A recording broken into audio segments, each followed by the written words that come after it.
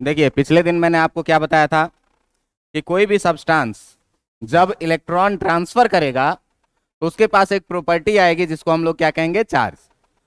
मैंने आपको एग्जांपल दिया था किस चीज का, एक सोडियम का जिसका एटॉमिक नंबर है 11 और एक किसका, क्लोरीन का जिसका एटॉमिक नंबर है कितना, 17। अगर सोडियम का हम लोग इलेक्ट्रॉनिक कन्फिगुरेशन लिखे तो कितना लिखेंगे, 28। और क्लोरीन का लिखे तो कितना लिखेंगे, दोनों में से किसी के भी आउटरमोस्ट शेल में 8 इलेक्ट्रॉन नहीं है। इसका मतलब दोनों का दोनों क्या है, अनस्टेबल है। और जब अनस्टेबल है तो स्टेबिलिटी गेन करने के लिए क्या चाहिए, इसके आउटरमोस्ट शेल में भी 8 हो जाए, इसमें भी 8 हो जाए। तो अगर ये दोनों थोड़ा सा शेयरिंग करे, एक दूसरे से मेल मिलाप करे, तो इस दोनों के आउटरमोस्ट शेल में 8 इलेक्ट्रॉन हो सकता है। कैसे, तो या तो ये अपना 7 इलेक्ट्रॉन इसको दे दे तो इसके आउटरमोस्ट में 8 हो जाएगा, या तो ये अपना 1 इलेक्ट्रॉन क्या करे। मैं क्या बोला आपको कि इलेक्ट्रॉन के ट्रांसफर करने में एनर्जी लगती है, तो काम ऐसा हो जिसमें कम से कम एनर्जी लगे। बात समझ में आ रहा है कि नहीं। अब मैं तुमको बोलूं क्या कि यहां से चेयर उठा करके बाहर रखना और तुम चले जाओ जेसीबी बुलाने, कैसा लगेगा, बहुत गंदा लगेगा, है कि नहीं। तो काम ऐसा हो जिसमें क्या हो, कम से कम एनर्जी लगे। तो ये मैं बताया था आपको कि 1 इलेक्ट्रॉन देना आसान है कि 7 इलेक्ट्रॉन देना आसान है, 1 इलेक्ट्रॉन। तो सोडियम ने क्या किया था, अपना 1 इलेक्ट्रॉन क्लोरीन को दिया था, और जैसे ही दिया, सोडियम ने दिया तो देने वाला हमेशा पॉजिटिव होता है, इस पर कैसा चार्ज आ गया। और क्लोरीन ने लिया तो लेने वाला हमेशा कर्जदार होता है, और कर्ज का साइन कैसा होता है, यही मैं आपको क्या बोला था कि चार्ज है। चार्ज के बारे में मैंने आपको क्या बताया था कि जो चार्ज डिफाइन है इलेक्ट्रिक करंट से, Q equal to I T से। करंट भी स्केलर है और टाइम भी स्केलर है, इसीलिए जो चार्ज था ये चार्ज भी कैसा क्वांटिटी था, स्केलर क्वांटिटी था। चार्ज का एसआई यूनिट का अगर हम लोग बात करें तो इसके एसआई यूनिट में मैंने आपको क्या बताया था कि कूलॉम्ब होता है, और एसआई यूनिट कूलॉम्ब होता है। तो इसके साथ ही हम लोगों ने माइक्रो कूलॉम्ब पढ़ा था, 10⁻³ और मिली कूलॉम्ब, और माइक्रो कूलॉम्ब कितना पढ़ा था, 10⁻। इसके साथ ही मैं आपको सीजीएस यूनिट भी बताया था। सीजीएस यूनिट कितना बताया था भाई, सीजीएस यूनिट जो था इसका क्या, ईएसयू, जिसको हम लोग इलेक्ट्रोस्टैटिक यूनिट कहते हैं, या इसी को स्टेट कूलॉम्ब भी कहते थे। अब इसमें मैंने आपको क्या बताया था कि 1 कूलॉम्ब जो होता है 3 × 10⁹ ईएसयू के बराबर में, और इसके पास मैंने आपको बताया था क्या कि मैग्नेटिक यूनिट के बराबर। कि जो मैग्नेटिक यूनिट होता है, ये मैग्नेटिक यूनिट क्या है इसका, ए बी कूलॉम्ब है। और ए बी कूलॉम्ब में मैं क्या रिलेशन बताया था, 1 कूलॉम्ब 1/10 ए बी कूलॉम्ब के बराबर में। इतनी बातें हम लोगों ने पिछले दिन तक की थी। ओवरऑल एक लाइन का बात है ये कि जब भी इलेक्ट्रॉन का ट्रांसफर एक बॉडी से दूसरे बॉडी पर होगा तो चार्ज जनरेट होगा। चार्ज स्केलर क्वांटिटी इसीलिए है क्योंकि करंट के बारे में मैं आपको बताया था कि ये करंट एक्चुअल में कैसा क्वांटिटी है, लेकिन हमारे सिलेबस में नहीं है, तो हम लोग इसको कैसा मान के चलते हैं, स्केलर। और टाइम कैसा क्वांटिटी है, स्केलर। मैंने आपको बताया था कि जब स्केलर को स्केलर से मल्टीप्लाई करते हैं तो रिजल्ट क्या मिलता है, इसीलिए चार्ज भी कैसा क्वांटिटी है। इतने बातों में कोई दिक्कत है क्या, इतने बातों में अगर कोई दिक्कत नहीं है जो पिछले दिन मैंने आपको बताया था, तो आज से हम लोग टॉपिक शुरू करने वाले हैं। टॉपिक शुरू करने वाले हैं क्या, properties of charge. Properties of charge. तो जो प्रॉपर्टीज ऑफ चार्ज होगा अपना, इस प्रॉपर्टीज ऑफ चार्ज को हम लोग इंपॉर्टेंट मान करके पढ़ेंगे। और इस इंपॉर्टेंट चीज में हम लोग एक एक करके धीरे धीरे प्रॉपर्टीज को सीखना शुरू करेंगे। और इस सारे प्रॉपर्टीज को एक एक करके आपको फील करना है, एक एक करके प्रॉपर्टीज को क्या करना है, सीखना है। तो जो चार्ज का सबसे पहला प्रॉपर्टी है मेरे भाई, ये सबसे पहला प्रॉपर्टी जो है चार्ज का, ये कहता है क्या कि चार्ज कैसा क्वांटिटी है, वेक्टर की स्केलर क्वांटिटी। और स्केलर क्वांटिटी को हम लोग सिंपल अलजेब्रिक लॉ से ऐड या सब्ट्रैक्ट कर सकते हैं। बात समझ में आ रहा है कि नहीं। तो सबसे पहला प्रॉपर्टी यहीं से बन के आता है क्या कि since charge is an scalar quantity. Charge कैसा क्वांटिटी है, स्केलर क्वांटिटी है। So it can be added by simple algebraic law.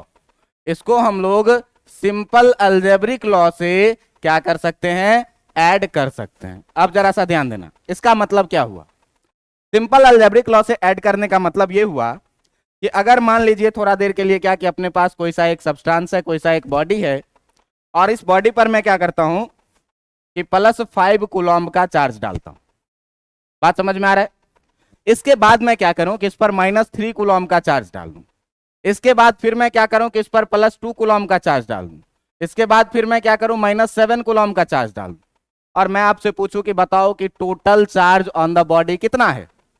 तो अगर total charge on the body को हम लोग बोलेंगे Q, तो Q इक्वल टू जो लिखेंगे, जो Q नेट लिखेंगे, वो कितना लिखेंगे, Q1 + Q2 + Q3 प्लस जो भी रहेगा वो सारे को ऐड करना है। और चूंकि चार्ज हमारे पास दो साइन में है, एक पॉजिटिव चार्ज और एक नेगेटिव चार्ज, तो पॉजिटिव को प्लस साइन के साथ रखना और नेगेटिव को माइनस साइन के साथ रखना है। और इस तरह से अगर आप देखिए तो Q1 का वैल्यू कितना है, +5 कूलम्ब, Q2 का वैल्यू कितना है, -3 + 2 और माइनस कितना 7, ये कितना हो जाएगा आपका 7 - 10, और आपका बचेगा कितना -3 कूलम्ब के बराबर में।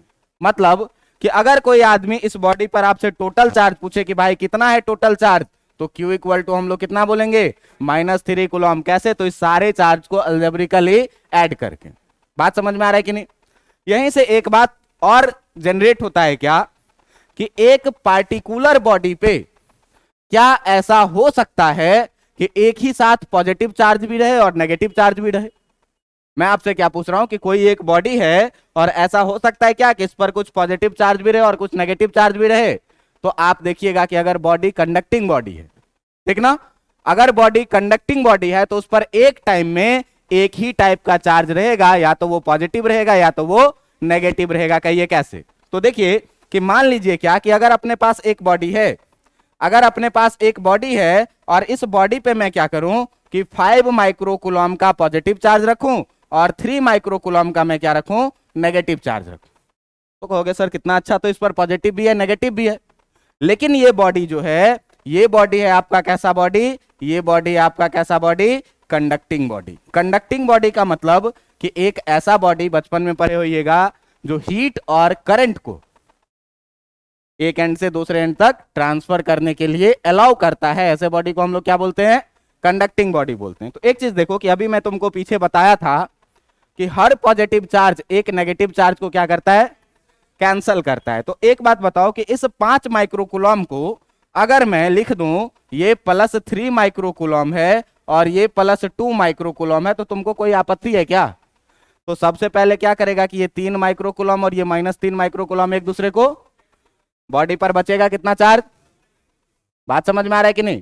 तो एक टाइम पर किसी भी बॉडी पर only single type of charge exist करेगा, कभी भी दोनों टाइप का चार्ज एग्जिस्ट नहीं करेगा। शर्त यह है कि बॉडी कैसा होना चाहिए, कंडक्टिंग होना चाहिए। तो इसके लिए भाई साहब हम लोग एक पॉइंट यहां पर नोट लिखेंगे क्या कि at a time there exist only one kind of charge on a conducting body, कि किसी भी कंडक्टिंग बॉडी पर एक समय में केवल एक ही टाइप का चार्ज होगा, ये आइदर पॉजिटिव और कैसा नेगेटिव।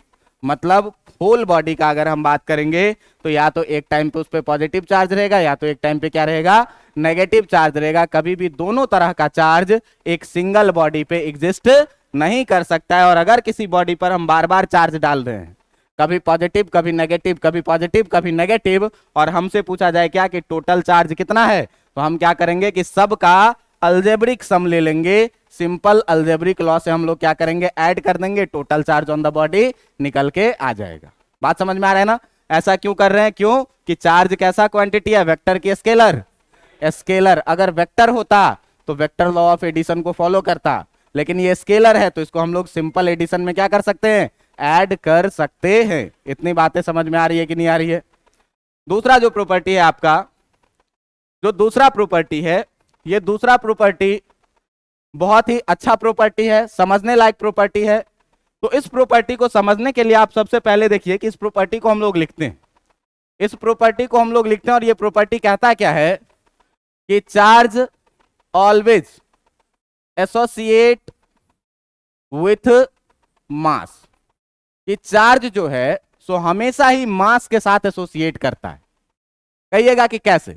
तो देखिए कि हम लोग अभी तक पीछे मैंने आपको बेसिक बताया है क्या कि अगर हम लोग बात करें चार्ज ऑन इलेक्ट्रॉन का, तो चार्ज ऑन इलेक्ट्रॉन में आपको कितना बोला हूं 1.6 इंटू 10⁻⁻19 कूलम। लेकिन अगर आप लोग कभी पढ़े होइएगा कि मास ऑफ इलेक्ट्रॉन कितना होता है, तो मास ऑफ इलेक्ट्रॉन के बारे में आप लोग पढ़े होइएगा, ये होता है 9.1 इंटू 10⁻31 kg। आप ध्यान से देखें कि ये बहुत छोटा मास है 10⁻31 kg का, लेकिन कुछ ना कुछ मास तो है। तो कुछ ना कुछ अगर मास है भाई, तो देखो कि अपने पास जो एग्जाम्पल था पहले, वो एग्जाम्पल था किसका, एक सोडियम का जिसका कॉन्फ़िगरेशन 2, 8 और 1 था, और एक था क्या, क्लोरीन, जिसका कॉन्फ़िगरेशन कितना था, 2, 8 और 7 था। बात समझ में आ रही है कि नहीं? चार्ज फॉर्म कैसे हुआ था, तो चार्ज सोडियम ने अपना एक इलेक्ट्रॉन इसको दिया था, और एक इलेक्ट्रॉन जैसे ही दिया था तो ये चीज बन गया था क्या, Cl, और ये चीज बन गया था क्या आपका Na+। लेकिन जरा सा देखिए इसमें कि एक इलेक्ट्रॉन देने के बाद Na+ बना, तो इसके पास जो नंबर ऑफ इलेक्ट्रॉन बचा वो कितना, 288, और इसके पास जो नंबर ऑफ इलेक्ट्रॉन हो गया वो कितना, 288। मतलब कुल मिला के कहें तो ये 18, और इसके पास कुल मिला के कहें तो ये कितना। इसका मतलब ये हुआ क्या कि जब न्यूट्रल सोडियम था, तो न्यूट्रल सोडियम था तो इसके पास, एक बात बताओ कि कोई भी सोडियम एटम होगा तो इसके न्यूक्लियस में 11 प्रोटॉन होंगे और 11 न्यूट्रॉन होंगे, और इसके चारों तरफ के ऑर्बिट में जो है, इसके चारों तरफ के ऑर्बिट में जो है, तो भाई पहले ऑर्बिट में 2 इलेक्ट्रॉन, दूसरे ऑर्बिट में 8 इलेक्ट्रॉन और तीसरे में 1 इलेक्ट्रॉन। न्यूट्रल सोडियम का ये बात था। आप बताइए कि जब इसने इलेक्ट्रॉन ट्रांसफर किया, तो आप ये पढ़े होंगे क्या कि किसी भी एटम में जो आउटर मोस्ट सेल का इलेक्ट्रॉन है, इस इलेक्ट्रॉन पर न्यूक्लियस का पकड़ बहुत ही कम होगा, क्योंकि ये न्यूक्लियस से ज्यादा डिस्टेंस पर है। आप मेरे नजदीक में है तो आप पर मेरा प्रभाव अधिक है, लेकिन आप जैसे ही धीरे धीरे मेरे से दूर चले जाइएगा तो मेरा प्रभाव आप पर क्या हो जाएगा, कमजोर पड़ जाएगा, और यहां से पास आउट कर जाइएगा तो मेरा प्रभाव लगभग आप पर क्या हो जाएगा, खत्म हो जाएगा। इसी तरह से क्या होता है भाई कि इलेक्ट्रॉन का न्यूक्लियस ये पॉजिटिवली चार्ज बॉडी है, और ये इलेक्ट्रॉन जो है ये कैसा है, नेगेटिवली चार्ज पार्टिकल है। नेगेटिव चार्ज पॉजिटिव चार्ज को अपने तरफ पकड़ के क्या करेगा, अट्रैक्ट करेगा। अब नजदीक में अगर रहेगा तो ज्यादा फोर्स अट्रैक्ट करेगा, और अगर दूर रहेगा तो ये क्या करेगा, कम फोर्स अट्रैक्ट करेगा। तो तुम मुझे ये बताओ कि इलेक्ट्रॉन का अगर ट्रांसफर होगा सोडियम में से, तो इसके इनर ऑर्बिट का इलेक्ट्रॉन ट्रांसफर करना आसान है कि आउटर ऑर्बिट का इलेक्ट्रॉन ट्रांसफर करना आसान है? जिसका पकड़ कमजोर है उसको हम आसानी से निकाल सकते हैं, कम एनर्जी में निकाल सकते हैं, लेकिन जिसको बहुत स्ट्रांगली पकड़ा हुआ है उसको आप बहुत मेहनत से निकाल सकते हैं। बात समझ में आ रहा है कि नहीं? किसी आदमी को पीटना है, रोड पे घूम रहा है, पकड़ के पीट दिए, कोई बात नहीं है, लेकिन उसके घर में घुस के उसको पीटना क्या है, टफ है। क्यों? कि घर में वो ज्यादा एनर्जी से बाउंडेड है और बाहर वो रिस्पेक्टिवली एनर्जी क्या है, कम। तो अगर सोडियम ने इलेक्ट्रॉन का ट्रांसफर किया है तो वो अपने आउटर मोस्ट सेल के इलेक्ट्रॉन का ट्रांसफर किया होगा, तब जाकर के ये सोडियम प्लस बना होगा। बात समझ में आ रही है कि नहीं? ये बताओ कि इसके न्यूक्लियस पर पॉजिटिव चार्ज पर कोई असर पड़ा क्या? पॉजिटिव चार्ज पर कोई असर? इसके नंबर ऑफ न्यूट्रॉन पे कोई असर पड़ा क्या? नहीं पड़ा। असर किस पर पड़ा? एक इलेक्ट्रॉन पर, वो भी कहां वाले, बाहर वाले इलेक्ट्रॉन। मतलब कि इसका न्यूक्लियस, इसके न्यूक्लियस में ये था क्या, ये जो स्ट्रक्चर था आपका, ये कैसा, ये था आपका न्यूट्रल सोडियम का। बात समझ में आ रहा है कि नहीं? अब जब ये सोडियम प्लस बना तो इसके न्यूक्लियस में अभी भी 11 प्रोटॉन है और 11 न्यूट्रॉन। पहले ऑर्बिट में इसका 2 इलेक्ट्रॉन जैसे था वैसे ही 2 इलेक्ट्रॉन सुरक्षित है। दूसरे ऑर्बिट में इसके पास जो 8 इलेक्ट्रॉन था, वो 8 इलेक्ट्रॉन अभी भी क्या है, सुरक्षित है। लेकिन तीसरे ऑर्बिट का जो 1 इलेक्ट्रॉन था इसके पास, तीसरे ऑर्बिट का जो 1 इलेक्ट्रॉन था इसके पास, ये क्या हो गया, गायब हो गया। मतलब यहां पर इसके पास अगर हम बात करें तो प्रोटॉन कितने थे, अगर हम न्यूट्रॉन का बात करें तो कितना था, अगर इलेक्ट्रॉन का बात करें तो। बात समझ में आ रहा है कि नहीं? लेकिन यहां पर अगर हम सोडियम एटम का बात करें अगर हम यहां पर सोडियम एटम का बात करें तो यहां पर सोडियम एटम के पास प्रोटॉन कितना है, न्यूट्रॉन कितना है, लेकिन अब इलेक्ट्रॉन कितना बचा। बात समझ में आ रही है कि नहीं? तो तुम ये मुझे बताओ कि इस न्यूट्रल सोडियम का मास ज्यादा होगा कि इस सोडियम प्लस का मास ज्यादा होगा। तो किसी भी एटम का जो मास आप डिसाइड करते हैं वो कैसे, तो केमिस्ट्री में खाली न्यूट्रॉन और प्रोटॉन को ऐड करते हैं, लेकिन अगर फिजिक्स में हम और बारीकी से देखें तो देखिए तो न्यूट्रॉन का मास, प्रोटॉन का मास और इलेक्ट्रॉन का मास अगर ऐड कर दें तो टोटल एटम का मास हो जाएगा कि नहीं, हो जाएगा। ऐसे ही आप देखिए कि यहां पर भी अगर प्रोटॉन, न्यूट्रॉन और इलेक्ट्रॉन का मास ऐड कर दें तो टोटल Na का मास हो जाएगा कि नहीं। तो ये चीज जो है आपका Na प्लस है, लेकिन ये चीज जो था ये था क्या, न्यूट्रल। तो आप बताइए कि Na प्लस के पास नंबर ऑफ प्रोटॉन जितना है उतना ही Na के पास भी है, नंबर ऑफ न्यूट्रॉन जितना Na के पास है उतना Na प्लस के पास भी है, लेकिन इलेक्ट्रॉन इसके पास ज्यादा है और इसके पास इलेक्ट्रॉन क्या है। तो मास ज्यादा किसका होगा, Na का कि Na प्लस का, Na का। इसका मतलब क्या कि जब चार्ज न्यूट्रल था, न्यूट्रल सोडियम था, तो इसका मास ज्यादा था, और जैसे ही सोडियम प्लस बना तो इसका मास क्या हो गया, कितना कमा, जितना इलेक्ट्रॉन किसी को दे दिया। मैं था सोडियम, मेरे पास 1 रुपया ज्यादा था, मैंने 1 रुपया किसी को दे दिया, तो उस 1 रुपया का मास 5 ही ग्राम हो, लेकिन उतना मेरा मास घट जाएगा कि नहीं घट जाएगा, और जिसको मैंने दिया उसका उतना मास बढ़ जाएगा कि नहीं। सेम चीज होगा किसके साथ, क्लोरीन के साथ। क्लोरीन के साथ अभी 287 है, तो इसका भी न्यूट्रॉन और प्रोटॉन तो अनचेंज रहेगा, लेकिन इलेक्ट्रॉन इसके पास यहां पर 17 और यहां पर क्या, तो मास क्लोरीन माइनस का ज्यादा होगा कि क्लोरीन का ज्यादा होगा, क्लोरीन माइनस का ज्यादा होगा। तो यही बात है क्या कि जो चार्ज है वो ऑलवेज एसोसिएट होता है किसके साथ, मास के साथ। मतलब कि कोई भी बॉडी पॉजिटिवली चार्ज बॉडी है तो पॉजिटिवली चार्ज बॉडी का मास उसके न्यूट्रल स्टेट में जितना मास होगा उससे कम हो जाता है, लेकिन नेगेटिवली चार्ज बॉडी का मास न्यूट्रल स्टेट में जितना मास है उससे क्या हो जाता है, ज्यादा हो जाता है। बात समझ में आ रहा है कि नहीं। तो अगर हम लोग इस चीज का थोड़ा सा डिटेल डिस्कशन लिखें तो अगर मैं यहां पर बात करूं आपसे कि मास ऑफ सोडियम का, और इधर मैं बात करूं क्या, मास ऑफ सोडियम प्लस का, बताओ सोडियम का ज्यादा होगा कि सोडियम प्लस का ज्यादा होगा, सोडियम का ज्यादा होगा। और अगर मैं यहां पर लिखूं किस चीज का, mass of neutral chlorine Cl का, और मैं यहां पे लिखूं क्या, मास ऑफ Cl माइनस का, तो किसका मास ज्यादा होगा। इसका मतलब क्या हुआ कि किसी भी पॉजिटिवली चार्ज बॉडी का मास न्यूट्रल मास से कम होता है।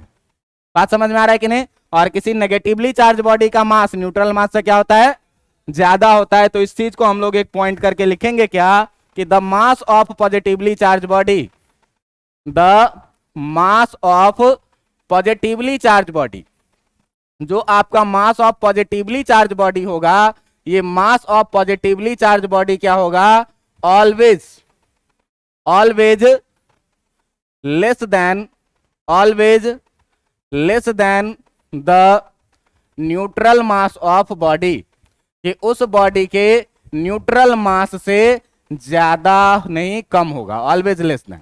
बात समझ में आ रहा है कि नहीं।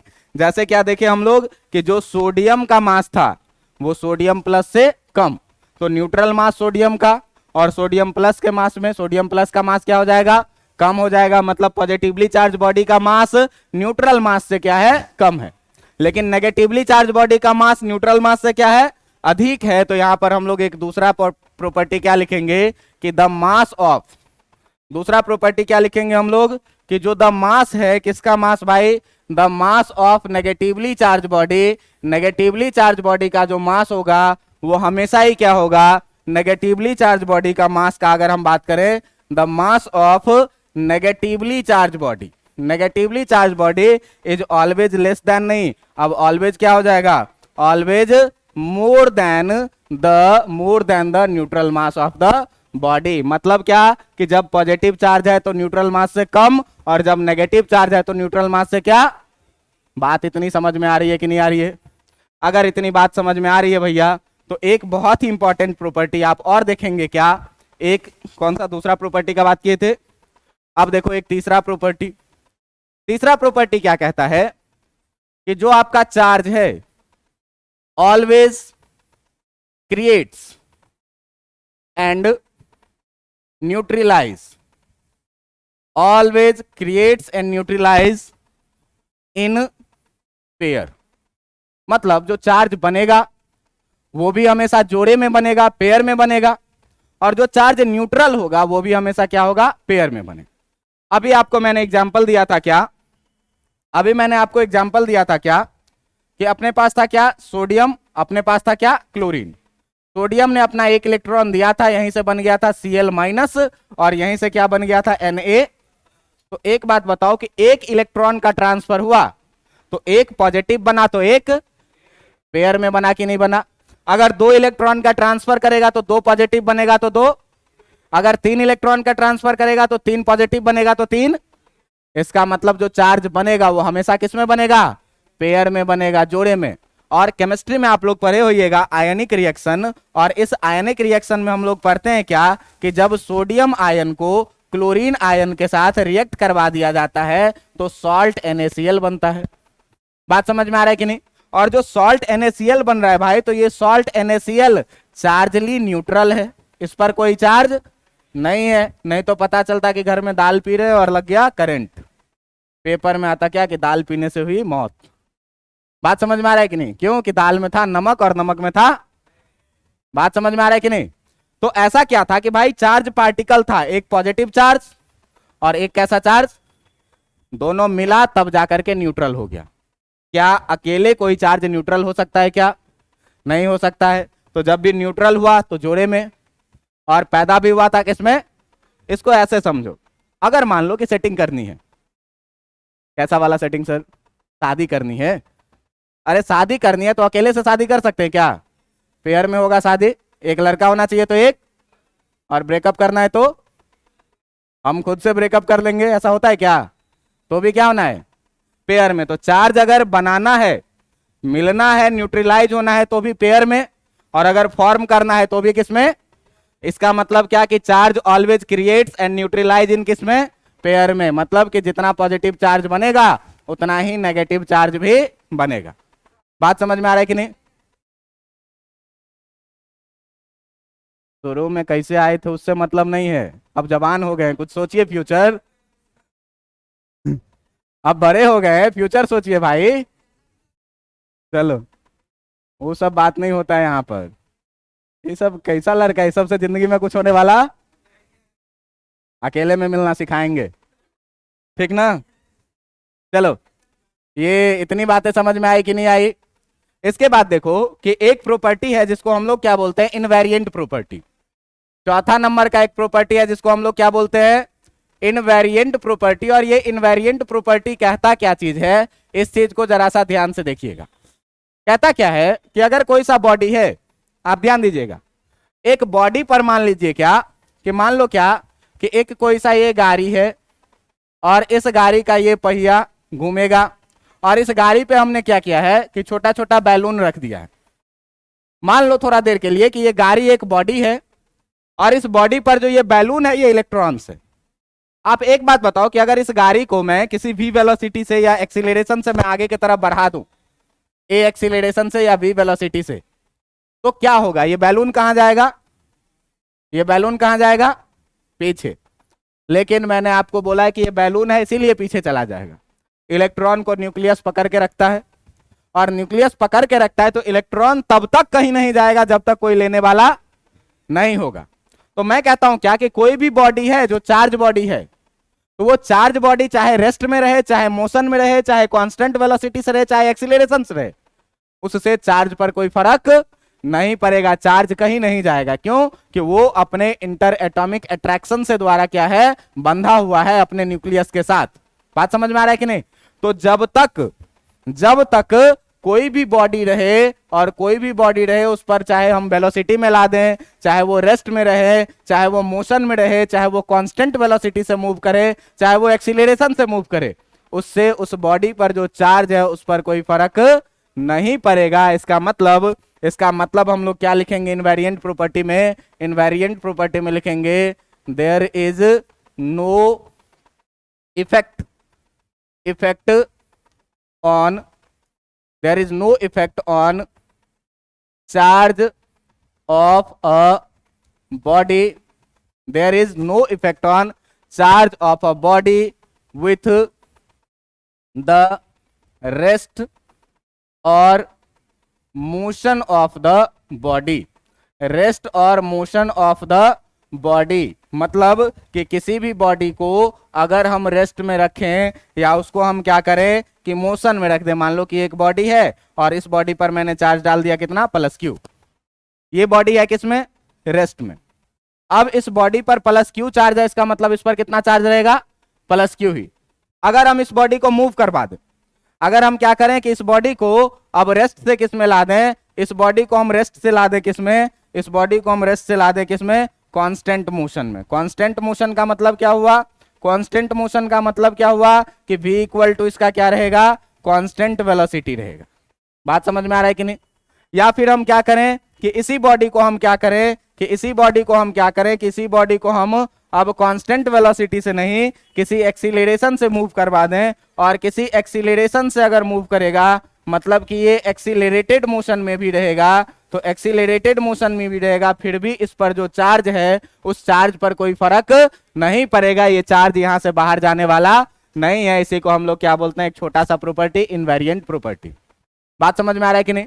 अब देखिए कि इतना इनवेरिएंट प्रॉपर्टी के बाद हम लोग अब बढ़ने वाले हैं ऐसे प्रॉपर्टी के तरफ जिन प्रॉपर्टीज के बारे में आप बहुत ही अच्छे से जानते हैं। क्या, तो बचपन से रटते हैं कि same charge repel each other and opposite charge attract each other. तो अगला प्रॉपर्टी हम लोग जो लिखेंगे 5वां नंबर का प्रॉपर्टी, ये 5वां नंबर का प्रॉपर्टी भाई क्या कहता है कि जो आपका सेम चार्ज है, सेम चार्ज ये क्या करेगा, repel each other, repel each other and जो अपोजिट चार्ज होता है, जो अपोजिट चार्ज होता है, ये अपोजिट चार्ज क्या करेगा, ये अपोजिट चार्ज क्या करेगा, अट्रैक्ट ईच अदर। अब देखो कि यहां से हम लोग नेचर को रिलेट कर सकते हैं। कैसे नेचर को रिलेट कर सकते हैं, तो देखिए मैंने आपको शुरू में ही जब बेसिक पढ़ाया था तो आपको मैं बोला था क्या कि भाई जो पूरा तुमको फिजिक्स पढ़ना है, ये पूरा का फिजिक्स जो पढ़ना है वो कहां से आया है, ये ग्रीक वर्ड कहां से, फ्यूसिका। और इस फ्यूसिका का मतलब क्या होता है, इसका मतलब जो भी चीजें नेचर में होती है उसी को तो फिजिक्स फॉलो करता है। तो नेचर में अपने पास दो टाइप का चार्ज है, एक पॉजिटिव चार्ज है और एक कैसा है, नेगेटिव चार्ज है। तो मान लीजिए क्या कि ये एक पॉजिटिव चार्ज है और यहां पर इससे कुछ डिस्टेंस पर एक नेगेटिव चार्ज है। तो अगर मैं इस पे रखूं +q1 और इस पे रखूं +q2, तो ये दोनों कैसा चार्ज हो गया, सेम नेचर का कि अपोजिट नेचर का, सेम नेचर का। तो सेम चार्ज एक दूसरे को अट्रैक्ट करेगा कि रिपेल करेगा, रिपेल करेगा, मतलब ये इस पर इधर के तरफ फोर्स लगाएगा और ये इस पे इधर के तरफ फोर्स लगाएगा, और ये फोर्स को हम लोग F बोल देते हैं थोड़ा देर के लिए। इस दोनों के बीच के डिस्टेंस को क्या बोल देते हैं, R। अगर ये दोनों चार्ज पॉजिटिव नहीं रहे, ये दोनों का दोनों चार्ज नेगेटिव रहे, ये दोनों का दोनों चार्ज जो है सो अब पॉजिटिव नहीं रहे, ये दोनों का दोनों चार्ज कैसा रहे, नेगेटिव रहे, तो बताओ कि अभी भी दोनों सेम नेचर का है कि अलग अलग नेचर का है, सेम नेचर का है। तो अभी भी अट्रैक्ट करेगा कि रिपेल करेगा, रिपेल करेगा, रिपल्सिव फोर्स आपको दिख रहा है। लेकिन अगर क्या किया जाए कि इस चार्ज में से एक को पॉजिटिव चार्ज हम कर दें, एक को हम क्या कर दें, पॉजिटिव चार्ज, और एक को हम क्या कर दें, नेगेटिव चार्ज कर दें। इस पर मान लीजिए +q1 रहे और इस पर कितना रहे, -q2 रहे। अब इस दोनों चार्ज के बीच में आप देखिए कि ये दोनों सेम नेचर का है कि अपोजिट नेचर का है, अपोजिट नेचर का है। तो अपोजिट नेचर का है तो ये दोनों क्या करेगा, एक दूसरे को अट्रैक्ट करेगा। आप कहिएगा कि सर वो नेचर वाली बात जो बता रहे थे वो बताइए। तो देखो नेचर में, हमारे नेचर में अगर हम ह्यूमन बीइंग का बात करें तो ह्यूमन बीइंग में क्या है कि 2 टाइप्स ऑफ पर्सन्स हैं, एक है क्या मेल और एक है क्या फीमेल। नेचर में क्या होता है भाई कि अट्रैक्शन का अगर हम बात करें तो सेम सेक्स के लोगों के प्रति अक्सर रिपल्सन देखने को मिलता है, और अपोजिट सेक्स के प्रति क्या है, अट्रैक्शन। अब इस चीज को हम लोग थोड़ा सा रिलेट करते हैं कहां से, तो आ जाइए अपने घर में, अपने घर में आ जाइए, और अपने घर में आप देखिए कि जो लड़के होते हैं उसको अपने मां से ज्यादा लगाव होता है विथ रिस्पेक्ट टू फादर, और जो लड़कियां होती है उसको अपने पिताजी से ज्यादा लगाव होता है विथ रिस्पेक्ट टू मदर। ये क्या है, नेचर का ही एग्जाम्पल है। ये स्वाभाविक बात है क्या कि लड़के को अपने मां से अधिक प्रेम होगा और पिताजी से रिस्पेक्टिवली कम होगा। लड़कियों को अपने पिताजी से अधिक प्रेम होगा, मां से क्या होगा, रिस्पेक्टिवली कम। अब कुछ कुछ इसमें एक्सेप्शन भी होता है, तो उसको लेकर के हमको चलना नहीं है, लेकिन करीब करीब 80-90% चीज तो ये सेम होती है। तो नेचर ही बता रहा है क्या कि सेम चीज में रिपल्सन होना ही होना है और अपोजिट चीज में क्या होना है, अट्रैक्शन होना ही होना। अब यहां से हम चीज को थोड़ा सा आगे बढ़ाते हैं, चीजों को आप थोड़ा सा सीखने का कोशिश करिएगा कि मैं सिखाना क्या चाह रहा हूं। मैं अभी कुछ देर पहले आपको क्या बताया था, मैं अभी आपको कुछ देर पहले बताया था क्या कि किसी भी बॉडी पर एक टाइम में एक ही टाइप का चार्ज रहेगा। किसी भी बॉडी पर एक टाइम में एक ही टाइप का चार्ज रहेगा, या तो पॉजिटिव चार्ज रहेगा या तो नेगेटिव चार्ज रहेगा। पॉजिटिव और नेगेटिव दोनों एक साथ किसी भी कंडक्टिंग बॉडी पर एग्जिस्ट नहीं कर सकता है। और अभी मैं आपको क्या बताया हूं कि सेम चार्ज जो है सो एक दूसरे को रिपेल करेगा और अपोजिट चार्ज क्या करेगा, अट्रैक्ट करेगा। अच्छा एक बात बताइए कि अगर मैं क्या करूं कि किसी एक बॉडी का बात करूं, मैं क्या करूं कि किसी एक बॉडी का बात करूं और ये बॉडी जो है, ये बॉडी है कोई सा बॉडी, और इस बॉडी पर है कैसा चार्ज, ढेर सारा पॉजिटिव चार्ज, ढेर सारा कैसा चार्ज, पॉजिटिव चार्ज। अच्छा ये बताओ कि पॉजिटिव पॉजिटिव में अट्रैक्शन होगा कि रिपल्सन होगा? ये सारे चार्ज एक दूसरे को क्या करेंगे, मान लो कि मेरा मन कि हम थोड़ा सा और चार्ज का फीड हम यहां पर बढ़ा देते हैं, तो जितना चार्ज अधिक बढ़ाएंगे उतना ज्यादा यहां पर क्या हो जाएगा, रिपल्सन हो जाएगा। अब भाई साहब जब इस पर रिपल्सन हो रहा है तो कहीं भी जब ज्यादा भीड़ होगा और रिपल्सन होगा तो रिपल्सन से क्या होगा, ये चीज अनस्टेबल होगा कि नहीं होगा? अब ये स्टेबल होना चाहेगा कि नहीं चाहेगा, चाहेगा। तो अच्छा ये बताओ कि ये कोई सा अगर चार्ज रॉड है, ये कोई सा अगर चार्ज रॉड है, इस पर मैंने क्या किया है, ढेर सारा चार्ज रखा हुआ है और ये हवा में रखा हुआ है। बात समझ में आ रहा है कि नहीं? ये कहां रखा हुआ है, तो हवा किस चीज का बना हुआ है, पार्टिकल्स का बना हुआ है, एटम्स का बना हुआ है। और मैंने आपको क्या बोला है कि दुनिया का हर एक एटम इलेक्ट्रॉन, प्रोटॉन और न्यूट्रॉन से बना हुआ है।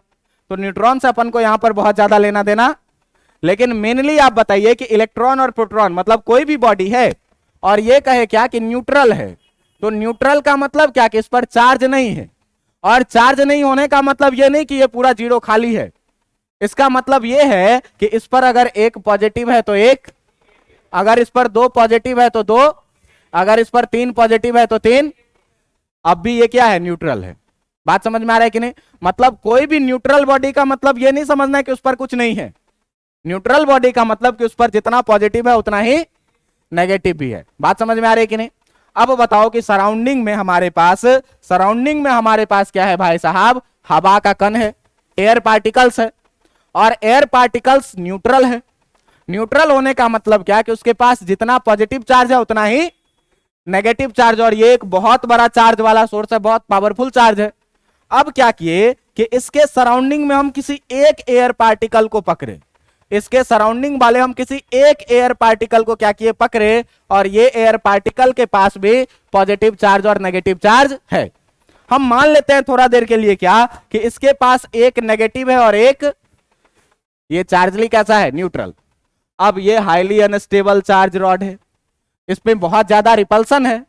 जैसे ही इसके कांटेक्ट में एयर पार्टिकल आएगा, एक पॉजिटिव इसका क्या करेगा कि किधर जा रहे हो, इधर आओ, हमसे मिलो, और हमसे मिल करके न्यूट्रलाइजेशन रिएक्शन दिखाओ, न्यूट्रल हो। तब तक पॉजिटिव कहेगा भाई आएंगे तो हम भी साथ में, कहेगा ठीक है कोई बात नहीं तुम भी थोड़ा देर के लिए आओ।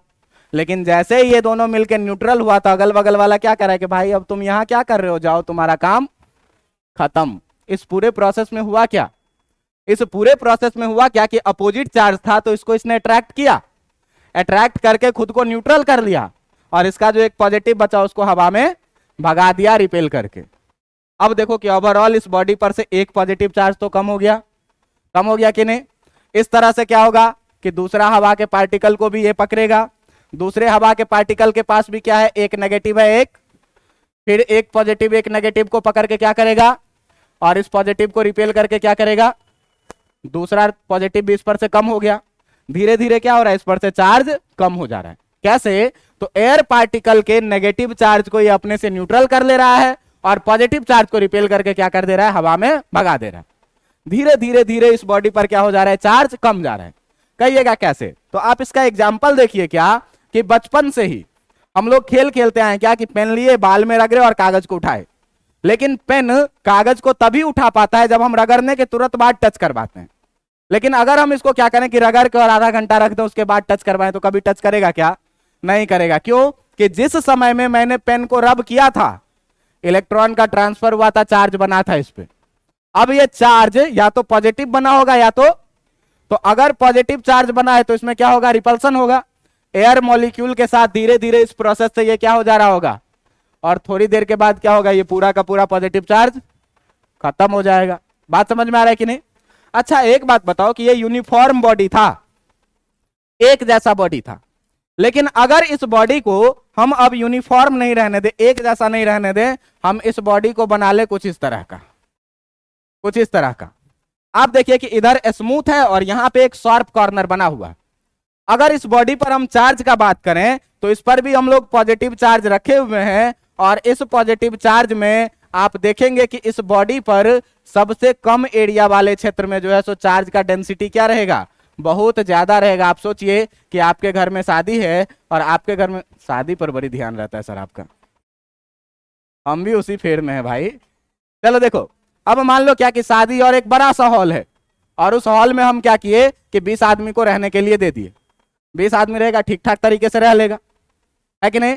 लेकिन मेरे घर में क्या है, बड़ा सा हॉल नहीं है, छोटा सा कमरा है, और उस छोटे से कमरे में हम क्या किए कि 20 आदमी को रख दिए।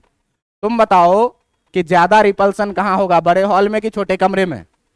छोटे कमरे में। इसका मतलब कि इस बॉडी पर जहां एरिया ज्यादा है वहां पर रिपल्सन कम रहेगा, और जहां पर एरिया कम है, शार्प कॉर्नर है, वहां पर रिपल्सन बहुत ज्यादा होगा। तो जहां पर रिपल्सन अधिक होगा वहां से डिस्चार्जिंग भी क्या होगा, अधिक होगा, और जहां पर रिपल्सन कम रहेगा वहां से डिस्चार्जिंग भी क्या होगा, कैसे होगा डिस्चार्जिंग सर? तो फिर से वही कहानी होगी क्या कि हवा के पार्टिकल को पकड़ेगा, नेगेटिव को अपनाएगा, पॉजिटिव को भगाएगा। बात समझ में आ रहा है कि नहीं? तो इसमें ओवरऑल अगर हम देखेंगे तो इस शार्प कॉर्नर से होकर के, शार्प कॉर्नर से होकर के क्या होगा कि बहुत ज्यादा चार्ज डिस्चार्ज होगा with respect to surrounding. Surrounding से क्या होगा, डिस्चार्जिंग बहुत कम होगा। लेकिन जहां पर शार्प कॉर्नर बन रहा है वहां पर चार्ज की बहुत भीड़ है, वहां पर रिपल्सन क्या है, बहुत अधिक है, और रिपल्सन बहुत अधिक है जिसके कारण डिस्चार्जिंग भी शार्प कॉर्नर से क्या होगा, सबसे ज्यादा होगा। बात समझ में आ रहा है? तो इसके लिए एक टर्म दिया जाता है क्या, इसके लिए एक टर्म दिया जाता है क्या, इसके लिए एक टर्म दिया जाता है क्या, कोरोना डिस्चार्ज। हाँ, ये कोरोना डिस्चार्ज, ये कोरोना का मतलब ये मत समझ लेना वो वाला चीज जो था वो था क्या, ये था कोविड-19। और ये कोरोना वर्ड पहले से बहुत पॉपुलर है, ठीक ना, बहुत जगह पढ़ने को मिलती है, लेकिन जो वायरस वाली बात थी वो थी क्या, तो ये वाला चीज नहीं है ये, ठीक ना। हम लोगों का क्या है, कोरोना डिस्चार्ज। ये कहता क्या है कि ये जो है, इस कोरोना डिस्चार्ज को अगर डिफाइन किया जाए तो ये कहता क्या है कि ये कोरोना जो डिस्चार्ज है, it is the process of, it is the process of discharging a body, कि किसी भी बॉडी को डिस्चार्ज होने के लिए एक प्रोसेस है through sharp corner, through sharp corner of body, कि किसी भी बॉडी के शार्प कॉर्नर से होकर के जब चार्ज डिस्चार्ज होने लगता है तो इस डिस्चार्जिंग के प्रोसेस को हम लोग क्या बोलते हैं, कोरोना डिस्चार्ज बोलते हैं। आप लोग देखे होइएगा कि बड़े बड़े बिल्डिंग्स पर, टावर्स पर, सबसे ऊपर में आप देखिएगा कि कभी भी जब टावर बनाया जाता है तो ऐसा नहीं कि नीचे पतला और ऊपर चौड़ा बनाया जाता है, ऊपर मोटा और नीचे धीरे धीरे क्या होता है, और सबसे लास्ट में अगर कोई बड़ा बिल्डिंग भी लगाया जाता है तो वहां पे एक नुकीला रॉड खड़ा किया जाता है और उसमें रेड लाइट भी लगाया जाता है।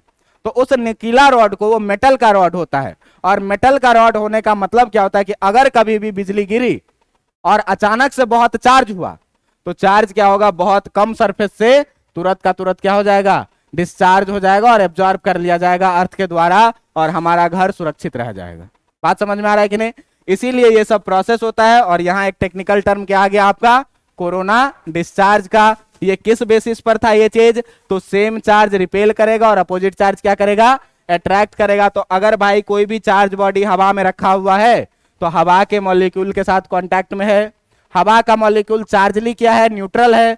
चार्जली न्यूट्रल होने का मतलब कि किसी भी हवा के कण के पास अगर एक पॉजिटिव है तो एक, जितना पॉजिटिव है उतना नेगेटिव भी है। अब ये हैवी चार्ज बॉडी का पॉजिटिव वाला क्या कहेगा इस नेगेटिव वाले को, आओ हमसे मिलो, आओ हमसे मिलो और न्यूट्रल हो। इसको ये क्या कर लिया, मिला करके न्यूट्रल कर लिया। और पॉजिटिव वाले को कह रहा है क्या कि भाई तुम किधर आ रहा है, तुम यहां से कहां जाओ, रास्ता देखो अपना। अब हुआ क्या कि जब इसको ये मिला लिया तो एक पॉजिटिव चार्ज इस पर से क्या हो गया, न्यूट्रल। ये प्रोसेस बार बार दोहराएगा और कुछ समय के बाद ये बॉडी क्या हो जाएगा, डिस्चार्ज हो जाएगा। बात समझ में आ रहा है कि नहीं? तो ये था आपका एक प्रॉपर्टी क्या कि same charge attract each other, same charge repel each other and opposite charge क्या करेगा, अट्रैक्ट ईच अदर। यहां से एक टर्म मैंने आपको क्या दिखाया, कोरोना डिस्चार्ज का। बात समझ में आ रहा है कि नहीं? अब इसके बाद का जो प्रॉपर्टीज है चार्ज का, ये प्रॉपर्टीज में आपको देखना है क्या कि अभी तक हम लोगों ने 4-5 प्रॉपर्टी देखा है। जिस प्रॉपर्टी में सबसे पहले मैं आपको क्या बोला कि चार्ज स्केलर क्वांटिटी है जिसको सिंपल अलजेब्रिक एडिशन से आप ऐड कर सकते हैं। दो टाइप का चार्ज है अपने पास, पॉजिटिव और नेगेटिव चार्ज। टोटल चार्ज निकालना हो तो सारे को क्या करना है, जोड़ना है। और अलजेब्रिक एडिशन का मतलब क्या होता है, अलजेब्रिक एडिशन का मतलब क्या होता है, विथ साइन लेना है। बात समझ में आ रहा है कि नहीं? मतलब पॉजिटिव चार्ज के लिए प्लस साइन और नेगेटिव चार्ज के लिए कैसा साइन, माइनस साइन। बात समझ में आ रहा है कि नहीं? विथ साइन ऐड कर देंगे। फिर आपको क्या बोला कि किसी भी बॉडी पर, कंडक्टिंग बॉडी पर एक टाइम में केवल एक ही टाइप का चार्ज रहेगा, या तो वो पॉजिटिव चार्ज रहेगा या तो वो नेगेटिव चार्ज रहेगा। कहोगे कैसे? तो मैं आपको दिखाया था क्या कि एक बॉडी था जिस पर 5 माइक्रोकूलम का चार्ज पॉजिटिव डाला था, 3 माइक्रोकूलम का क्या किया था, तो पहले 3 माइक्रोकूलम जो नेगेटिव है वो 3 माइक्रोकूलम पॉजिटिव को क्या कर देगा, न्यूट्रल कर देगा। और बचेगा इस पर कितना, 2 माइक्रोकूलम। अब ये कैसा बचेगा, तो जो हैवी चार्ज रहेगा, बड़ा चार्ज रहेगा वैसा बचेगा पॉजिटिव वाला। अगर नेगेटिव वाला ज्यादा रहता तो कैसा बचता, नेगेटिव वाला। बात समझ में आ रहा है कि नहीं? मैं क्या बोलूं, छोड़ो हटाओ, फिर शादी पे चला जाऊंगा। इधर देखो, charge always associated with mass. मैं क्या बोला कि चार्ज का कैसे जनरेट होता है, इलेक्ट्रॉन के ट्रांसफर से। जो देने वाला होगा वो पॉजिटिव, तो जो दिया वो कुछ दिया तो उसका मास घटेगा कि बढ़ेगा, घटेगा। इसका मतलब पॉजिटिव चार्ज बॉडी का मास न्यूट्रल मास से क्या होगा, कम होगा। और जिसने लिया उसका मास घटेगा कि बढ़ेगा, तो नेगेटिवली चार्ज बॉडी का मास न्यूट्रल मास से क्या होगा। इतना बात याद रहेगा। इसके बाद मैंने आपको क्या बोला कि जो ये सारी चीजें वही चीजें लिखी हुई है। और इसके बाद क्या बोला कि charge always create and neutralize in pair, जोड़े में बनेगा भी और जोड़े में न्यूट्रल भी होगा। इसके बाद मैं आपको क्या बोला कि सेम इनवेरिएंट प्रॉपर्टी बोला क्या कि अगर कोई भी बॉडी रेस्ट में है तो उस पर जो चार्ज है उसको हम मोशन में ला दें, एक्सीलरेटेड मोशन में ला दें, उससे कोई फर्क चार्ज पर नहीं पड़ेगा। बड़ी बेकाम का प्रॉपर्टी है, ठीक ना। इसके बाद क्या बोला कि सेम चार्ज रिपेल करेगा और अपोजिट चार्ज क्या करेगा, ये बचपन से रटते आए हैं। इस कॉन्सेप्ट पर मैं आपको डिस्चार्जिंग का एक प्रोसेस बताया क्या कि कोई भी चार्ज बॉडी है तो इस पर ढेर सारा पॉजिटिव चार्ज है, एक दूसरे को क्या करेगा, रिपेल करेगा। और रिपल्सन में हमेशा ही क्या होगी, रिपल्सन में हमेशा ही क्या होगी, अनस्टेबिलिटी आएगी। अगर धक्का मुक्की है तो हम भी अनस्टेबल हैं, आप भी क्या है। अब हम क्या चाहेंगे कि मेरे ऊपर से चार्ज क्या हो जाए, खत्म हो जाए, है कि नहीं। तो चार्ज खत्म हो जाए तो उसके लिए हम किसको पकड़ेंगे, अगल बगल के एयर मॉलिक्यूल को, जिसके पास जितना पॉजिटिव चार्ज है उतना ही नेगेटिव चार्ज। अब नेगेटिव चार्ज पॉजिटिव को क्या करेगा, पकड़ के न्यूट्रल करेगा, पॉजिटिव को रिपेल करके क्या करेगा, बाहर भगा देगा। धीरे धीरे इस पर क्या होने लगेगा, चार्ज कम। और इसी मेथड को हम लोग डिस्चार्जिंग बोलते हैं। और डिस्चार्जिंग का एक स्पेशल केस क्या बताया कि यदि किसी शार्प कॉर्नर से चार्ज सबसे ज्यादा लीक करेगा। स्मूथ सरफेस से चार्ज का लीकेज क्या होता है, बहुत कम, क्योंकि रिपल्सन क्या रहेगा, कम रहेगा। लेकिन जहां पर शार्प कॉर्नर है, मान लीजिए कि यहां पर अभी क्लास पूरा खचाखच भरे रहे, 350 बच्चे, 400 बच्चे, अचानक से छुट्टी हो जाए तो सबसे ज्यादा भीड़ कहां पे लगेगी, सीढ़ी पे, क्यों कि शार्प कॉर्नर है। बात समझ में आ रहा है कि नहीं। सबसे ज्यादा भीड़ कहां पर लगेगी, जहां पर एरिया कंजस्टेड है, और कंजस्टेड एरिया में भीड़ ज्यादा लगेगी, मतलब रिपल्सन क्या होगा, तो वहां से डिस्चार्जिंग का प्रोसेस क्या होगा। बात समझ में आ रहा है कि नहीं। तो शार्प कॉर्नर से जो डिस्चार्जिंग का प्रोसेस है इसे हम लोग क्या बोलेंगे, कोरोना डिस्चार्ज बोलेंगे। इसके बाद आपकी 2 प्रॉपर्टीज और है, जिस 2 प्रॉपर्टीज में हम लोग एक बोलते हैं किसको, कंजर्वेशन ऑफ चार्ज। आप लोग कंजर्वेशन ऑफ एनर्जी पढ़े होइएगा। और एक जो दूसरा है ये है क्या, quantization of charge. Quantization of charge, ये दोनों प्रॉपर्टी अपने आप में बहुत ही इंपॉर्टेंट प्रॉपर्टी है। बात समझ में आ रहा है कि नहीं। बिहार बोर्ड के एग्जाम में और सीबीएसई के एग्जाम में करीब करीब हर साल यहां से या तो डायरेक्ट ये प्रॉपर्टी पूछा जाता है या तो इस पर बेस्ड न्यूमेरिकल पूछा जाता है। बात समझ में आ रहा है कि नहीं। तो अगले क्लास में जब हम लोग क्वांटाइजेशन ऑफ चार्ज पढ़ेंगे तो इस पर आपको न्यूमेरिकल देखने को मिलेगा पहली बार 12th क्लास में। और बहुत ही आसान तरीके से हम लोग आगे बढ़ेंगे। फिलहाल ये क्वांटाइजेशन आपका बहुत ही इंपॉर्टेंट टॉपिक है और कंजर्वेशन भी बहुत इंपॉर्टेंट टॉपिक है बिहार बोर्ड वालों के लिए, क्योंकि इस साल बिहार बोर्ड ने इस टॉपिक से क्वेश्चन नहीं पूछा। बात समझ में आ रहा है कि नहीं? तो ये दो प्रॉपर्टी इंपॉर्टेंट प्रॉपर्टी है, इसको हम लोग पढ़ेंगे।